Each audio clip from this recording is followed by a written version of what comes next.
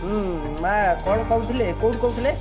ମୁଁ କହୁଥିଲି ବିଶ୍ୱନାଥପୁର ମାନେ ବାଲିପାଟଣା ବିଶ୍ୱନାଥପୁର। ବାଲିପାଟଣା କୋଉ ଜାଗାଟା କହିଲେ? ବିଶ୍ୱନାଥପୁର ଏଟା କୋଉ ଜିଲ୍ଲାରେ ଯାଉଛି? ଖୋର୍ଦ୍ଧା ଜିଲ୍ଲା। ଓ ଖୋର୍ଦ୍ଧା ଜିଲ୍ଲା। ଆଚ୍ଛା, ହୁଁ। କଣ ଫୋନ କରିଥିଲେ, କଣ ପାଇଁ? ମୁଁ ଫୋନ କରିଥିଲି ଯେ ମତେ ମା ଶାରଳାଙ୍କର ଯୋଉ ନିର୍ଦ୍ଦେଶ ଆସିଛି ମତେ 15 ଦିନ ପୂର୍ବରୁ ଆସିଥିଲା ସେଠିକି ଯିବା ପାଇଁକା। କୋଉ ଜାଗାକୁ? ଅନନ୍ତଙ୍କ ପୀଠକୁ ମାହାଙ୍ଗା ଯୋଉ ସୁମା ଗ୍ରାମ। ଅନନ୍ତ ଶମ୍ଭୁ ପୀଠ। ହଁ, ଅନନ୍ତ ଶମ୍ଭୁ ପୀଠକୁ ଯିବା ପାଇଁକା।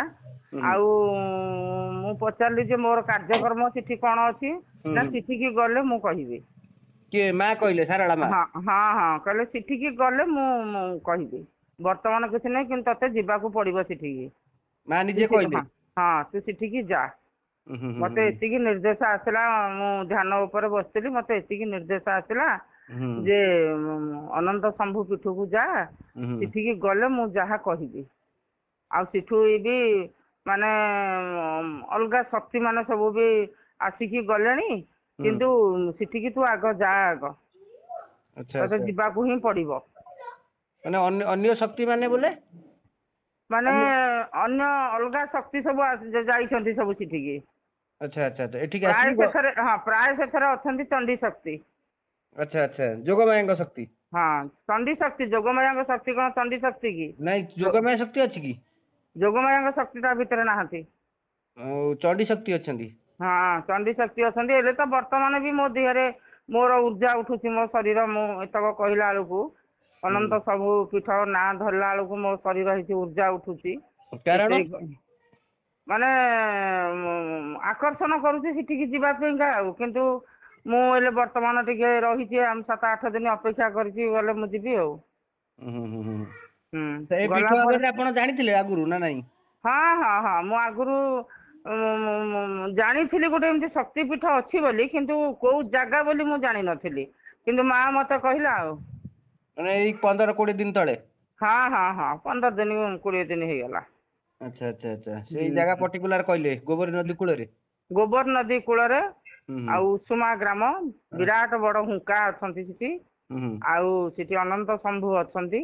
ହୁଁ। ତାପରେ ସେଠିକି ଗଲେ ସେ ଜାଗାର ମାନେ ଇଏଟା ଫିଟିବ, ମାନେ ଯୋଉ ଗୁପ୍ତ ହେଇକି ଯୋଉ ଜିନିଷ ଗୁଡାକ ରହିଛି ଗୁପ୍ତ ତଥ୍ୟ ସବୁ ପ୍ରକାଶ ପାଇବ ନା କଣ? ପ୍ରକାଶ ପାଇବ। ସେଟା ରହିଛି ସବୁ ଯୋଉ ଗୁପ୍ତ ହେଇକି ରହିଛି, ସେଟାକୁ ଫିଟେଇବାକୁ ପଡିବ ମତେ ଆଉ।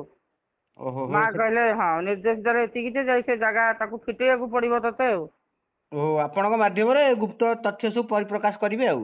ହଁ, ମା ଫିଟିବ ସେଠି। କହିଛନ୍ତି। ହଁ। ଆଚ୍ଛା ଆଚ୍ଛା ଆଚ୍ଛା।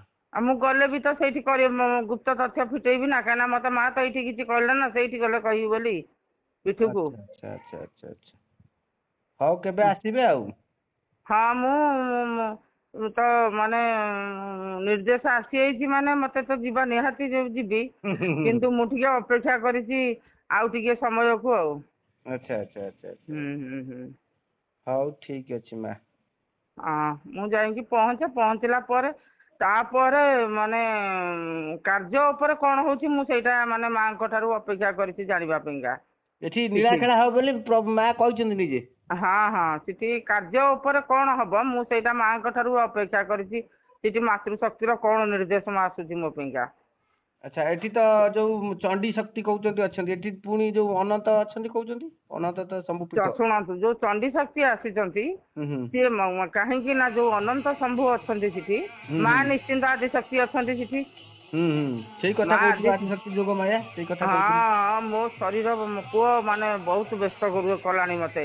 ସେ ଏ ଯେ କଥା ସେଠି ଭିତରେ ଆପଣଙ୍କ ସହିତ କଥା ହଁ ଭିତରେ ହଁ ହଁ ହଁ ହଁ ହଁ, ମୁଁ ସବୁ ତଥ୍ୟ ମୁଁ ଏଇଠି ଫିଟେଇ ଦିଅନ୍ତି ଯେ, କିନ୍ତୁ ଏଇଠି ଫିଟେଇବା ପାଇଁ ନିର୍ଦ୍ଦେଶ ନାହିଁ। ସେଇ ଜାଗାକୁ ନ ଯିବା ପର୍ଯ୍ୟନ୍ତ ମୁଁ ଫିଟେଇ ପାରିବିନି, ନହେଲେ ମୁଁ ଏଇଠି ଫିଟେଇ ଦେଇଥାନ୍ତି। ସବୁ ଜିନିଷ ଆସି ଯାଉଛି, ମୋ ଶରୀର ମାନେ ବହୁତ ମାନେ ଏତେ ପରିମାଣରେ ଉର୍ଜା ଉଠୁଛି ତା ଅସମ୍ଭବ।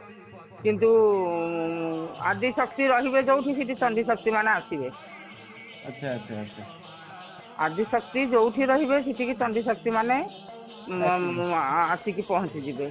କିନ୍ତୁ ପହଞ୍ଚି ଗଲେ କଣ ହବ, ସେ ମାତୃଶକ୍ତି କି ଦର୍ଶନ କରିକି ଚାଲି ଯାଉଛନ୍ତି। ସିଏ ମାନେ ତାଙ୍କୁ ନିର୍ଦ୍ଦେଶ ଆସୁଛି କି ନାହିଁ ସେ କଥା ତ ମୁଁ କହିପାରିବିନି ଯେ ସେ ରାସ୍ତାଟା ଫିଟେଇବା ପାଇଁ କିମ୍ବା ସେ ଜାଗାର ମାନେ ତାର ପରିପ୍ରକାଶ କରିବା କାହିଁକିନା ସମୟ ନିକଟ ହେଇ ଆସିଲାଣି ନା ସମସ୍ତଙ୍କୁ ଜାଗ୍ରତ କରିବାକୁ ପଡ଼ିବ ପୁଅ। ଠିକ ଅଛି ଠିକ ଅଛି। ସବୁ ଶକ୍ତି ମାନଙ୍କୁ ଜାଗ୍ରତ କରିବାକୁ ପଡ଼ିବ। ଯୋଉ ଯୋଉ ପୀଠ ମାନଙ୍କରେ ଯୋଉ ଯୋଉ ଶକ୍ତି ଅଛନ୍ତି ଜାଗ୍ରତ ନ କଲେ ସେ ଲୀଳାଖେଳା କେମିତି ହବ? ଇଏ ଗୋଟେ ଗୁପ୍ତ ପୀଠ ବୋଲି ମାନେ ଅଛି।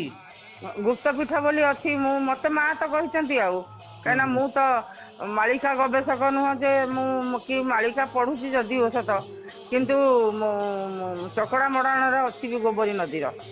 ଏ ପୀଠ କଥା ଅଛି। ହଁ ଗୋବରୀ ନଦୀର ଅଛି ପୀଠ କଥା ଅଛି ଚକଡା ମଡାଣରେ। ଆଚ୍ଛା ଆଚ୍ଛା ଆଚ୍ଛା ହଉ ହଉ ହଉ।